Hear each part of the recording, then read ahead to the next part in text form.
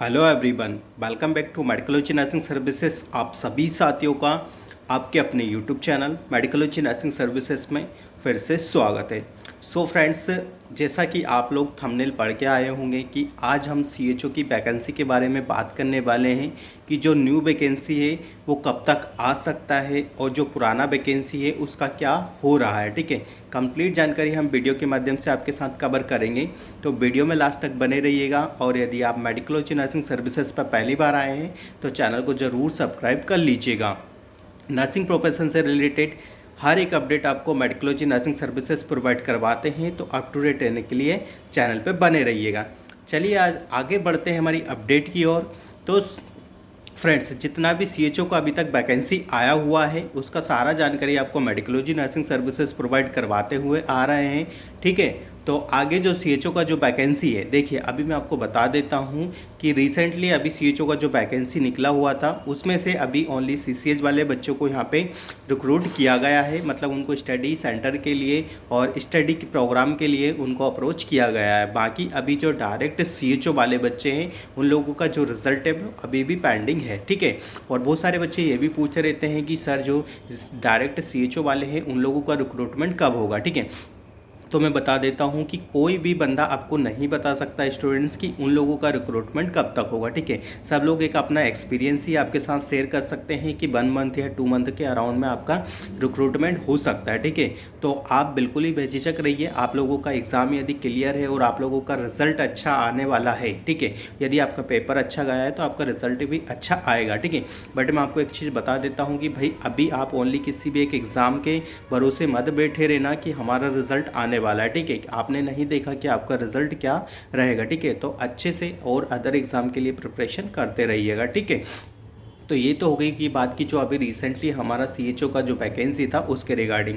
अब बात करते हैं हम कि जो आने जो अपकमिंग ईयर से उसमें वैकेंसी आना है या नहीं आना। ठीक है, तो आपको बता देते हैं कि जो अपकमिंग ईयर्स में जो वैकेंसी है वो डेफिनेटली आने वाला है। ठीक है, क्यों आने वाला है मैं इस बेसिस पर आपको बता देता हूँ कि रिसेंटली अभी दैनिक भास्कर या पेपर एड में जितने भी पेपर्स होते उसमें यहाँ पे मध्य प्रदेश सरकार की तरफ से एक अनाउंसमेंट हुआ था कि भाई बहुत सारी वैकेंसी का यहाँ पे रिक्रूटमेंट किया जाएगा, जिसमें से हेल्थ डिपार्टमेंट में भी रिक्रूटमेंट किया गया है और साथ ही साथ में जो हेल्थ में कम्युनिटी हेल्थ ऑफिसर्स को भी और रिक्रूट किया जाएगा, क्योंकि हेल्थ एंड वेलनेस सेंटर की बहुत ज़्यादा यहाँ पे नीड लग रही है। बहुत जगह पे ऐसा है कि सीएचओस यहाँ पे क्या कर रहे हैं कि अपनी जॉब को छोड़ देते हैं। यदि उनको हायर जॉब मिल जाती है तो अपनी जॉब को छोड़ के अदर जॉब में चले जाते हैं। ठीक है, तो इसलिए वो चीज़ें भी वैकेंट है और अपकमिंग जो वैकेंसी है वो अराउंड 10,000 तक आपकी वैकेंसी यहाँ पे कैबिनेट को मंजूरी दे गई है। ठीक है, तो वो चीज़ें आप ध्यान में रख लीजिएगा। ठीक है, तो आपको क्या करना है कि जो वैकेंसी तो देखिए डेफिनेटली आएगा। ठीक है, बट वैकेंसी आ जाता है उसके बाद आपको स्टडी करना भी बहुत इंपॉर्टेंट होता है। ठीक है, वैकेंसी आएगा ये तो श्योर है कि हर साल वैकेंसी आता है। ठीक है, हर साल वैकेंसी आएगा और बल्क में वैकेंसी आता है। ठीक है, बल्क में आता है मतलब कह सकते हैं कि 5,000, ठीक है, ये तक वैकेंसी नहीं आएगा, उसमें 10,000 वैकेंसी आपको दिखा रहा है। बट जो रिसेंटली स्टेप बाय स्टेप करके वैकेंसी आता है, ठीक है, कभी 2,000 आ जाएगा, कभी 1,000 वैकेंसी आ जाएगा, कभी 500 वैकेंसी आ जाएगा। तो इस प्रकार का वैकेंसी आपको अपकमिंग डेज में देखने को मिलेगा। ठीक है, बट जितने भी बच्चे हैं जिन लोगों का अभी तक जॉब नहीं लगा है, जो लोग सोच रहे हैं कि हमें सीएचओ में जाना है, तो मैं एक चीज़ बता देता हूँ कि आप ओनली सीएचओ का नहीं सोचिए, आप बड़े एग्जाम के लेवल का सोचिए, तभी जाके आप सीएचओ में सेटल हो पाएंगे। ठीक है, ठीक है, सीएचओ का भी लेवल आजकल अच्छे से अच्छे क्वेश्चंस पूछने लगा हुआ है। ठीक है, तो भाई आप लोग ये समझ लीजिए कि आपका सीएचओ का जो वैकेंसी है वो आ सकता है। जिन लोगों का सिलेक्शन अभी सीसीएच में नहीं हुआ है, ठीक है, तो वो लोग भी अपनी तैयारी में अच्छे से जुट जाइए, क्योंकि हो सकता है जो सीएचओ का जो अपना अब वैकेंसी है वो 2024 में नहीं आएगा, क्योंकि 2024 आपका एंड होने वाला है। ठीक है, हो सकता है 25 में आने लग जाएगा। ठीक है, और ये वैकेंसी तभी आएगा तब आपका जो अभी रिक्रूटमेंट हुआ था 2023 का और जो रिसेंटली रिक्रूटमेंट हुआ था उसको फुलफिल कर लिया जाएगा। उसके बाद ही आपका जो नया वैकेंसी है उसके बारे में आपके लिए एमपी गवर्नमेंट सोचेगा। ठीक है, तो दो चीज़ें आपके सामने हैं, आपको पता है कि आपके पास वैकेंसी आने वाला है और आपको क्या करना है, आपको ओनली स्टडी पे फोकस करना है, ठीक है।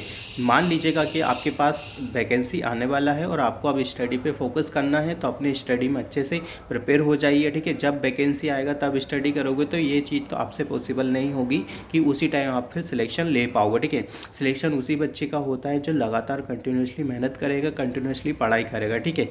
एकदम से यदि आपने वैकेंसी के बारे में सुना और आप पढ़ाई करने लग गए तो आपका क्या है कि आउटपुट भी अच्छे से आपको नहीं देखने को मिलेगा, ठीक है। तो मेरी मानिए, मेरा सजेशन ये है कि आप अभी से पढ़ाई करने लग जाइएगा और किसी भी बच्चे को ओल्ड क्वेश्चन पेपर चाहिए तो वो मेडिकोलॉजी नर्सिंग सर्विसेज से कांटेक्ट करके सारे ही ईयर के ओल्ड क्वेश्चन पेपर हमसे ले सकते हैं, ठीक है। मैं व्हाट्सएप पे मैसेज कर देना है, 9754573292 हमारा नंबर है, ठीक है।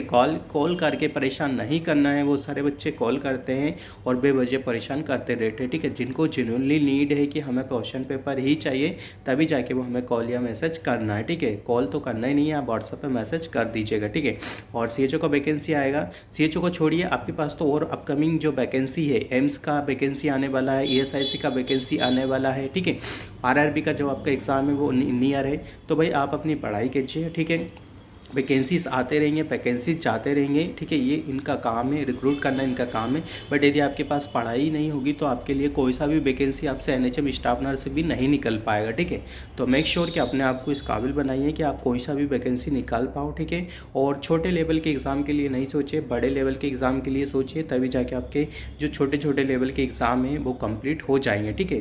तो आई थिंक सारी चीज़ें आपको समझ में आ गई होगी। आपको करना क्या है, आपको ये नहीं सोचना है कि कितना वैकेंसी आएगा कितना नहीं आएगा, आपको ओनली एक पोस्ट से मतलब होना चाहिए और आप उसी एक पोस्ट के लिए अपने आप को प्रिपेयर कर लीजिएगा, ठीक है।